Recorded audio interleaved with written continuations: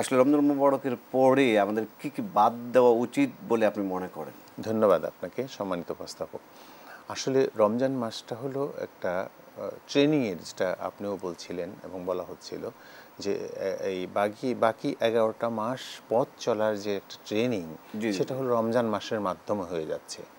আমাদের এখানে কি আমরা করছি যে আমরা রমজান মাসে কি কাজগুলো করি, অ্যাটলিস্ট ইনশাল্লাহ 5 ওয়াক্ত নামাজ কিন্তু আমাদের জি, হয়ে জি, যায় জি। সবারই। যেমন অন্য সময় দেখা যায় অনেক সাহেবরা ঘুমিয়ে আছেন, ফজরের ওয়াক্ত আজান কোন দিক দিয়ে চলে গেল, ওয়াক্ত কোন দিক দিয়ে চলে গেছে খোঁজ খবর নাই, 7টা 8টায় ওটা হয়তো নামাজ পড়লো, কিংবা পড়লোই না, আল্লাহ জানে, আল্লাহ আলাম। তো এই রমজান মাসটা অ্যাটলিস্ট আমাদের দেখেন কি স্কোপটা হচ্ছে, আমরা সাহারিতে উঠি, আমরা 2-4 রাকাত কিংবা 2 রাকাত তাহাজ্জুদের নামাজ পড়ি, আমরা অনেকেই পড়ছি, জি, জি, জি। এবং ফজরের নামাজটা কিন্তু আমরা জামাতে পড়তে পারতেছি। তো তেমনিভাবে আমরা আবার এশার নামাজটা, যেহেতু আবার তারাবির নামাজের জন্য আমরা ব্যস্ত হয়ে যাই, এশার নামাজটা হয়ে যাচ্ছে, তাহলে দেখা যাচ্ছে 5 ওয়াক্ত নামাজই মাশাআল্লাহ আমাদের হয়ে যাচ্ছে, যেটা রমজানের একটা ট্রেনিং। জি, জি, জি। সিমিলারলি এখানে আরও কি আছে, আল্লাহ রাব্বুল ইজ্জাত বলেছেন যে হলো ইয়া আইয়ুহাল্লাযিনা আমানু উদখুলু ফি সিলমি কাফফাতা ওয়ালা সিলমে কাফা। তাত্তাবিউ খুতুওয়াতিশ শাইতান ইন্নাহু আদুউম মুবিন।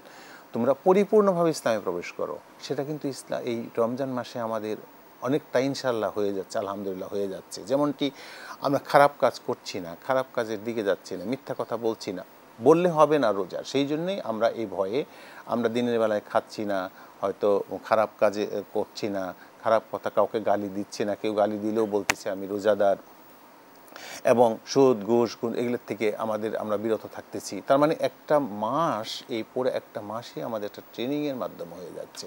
এখন 1 মাস আমি এই কাজগুলো করলাম, রমজান গেলেও আবার যদি আমি আগের মতো হয়ে গেলাম, তাহলে তো আল্লাহ পাক বলেছেন যে তুমি তাহলে ইসলামে জি, জি। পরিপূর্ণভাবে প্রবেশ করোনি। ইসলামে পরিপূর্ণভাবে প্রবেশ করতে হবে, তবেই তুমি হলো আল্লাহকে পাবা। তো মুত্তাকি তখনই হওয়া যাবে যদি তুমি সেই কাজগুলো করো। এখন পরবর্তী মাসগুলো যাতে আমার এই যে এখন যে চারিত্রিক বৈশিষ্ট্য, এখন যে কাজগুলো আমি করে যাচ্ছি, নামাজ পড়ছি, রোজা রাখলাম, জাকাতও দিচ্ছি, জাকাত হয়তো অন্য সময় দিলেও হয়, তবু আমরা রমজান জি, মাসে জি, দিচ্ছি, দান খয়রাতটা বাড়িয়ে দিচ্ছি। তো এই কাজগুলো বাকি 11টা মাসই যদি আমরা কন্টিনিউ করা কন্টিনিউ উচিত। করা আমাদের খুবই জরুরি। তাহলে ইনশাল্লাহ আমরা আসলে যে মুত্তাকি হলাম, পরহেজগারিত্ব অর্জন করা, তবেই আমাদের সেটা সার্থকতা আসবে।